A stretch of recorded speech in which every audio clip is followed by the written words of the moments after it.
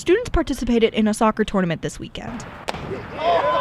But not the traditional kind. Student Activities Crew hosted a battle ball soccer tournament today, or, as it's properly called, bump ball. It's a fun way of taking the traditional sport of soccer and adding an extreme element of fun to it. Teams of students climbed into the bump balls and faced off against each other in a short soccer match.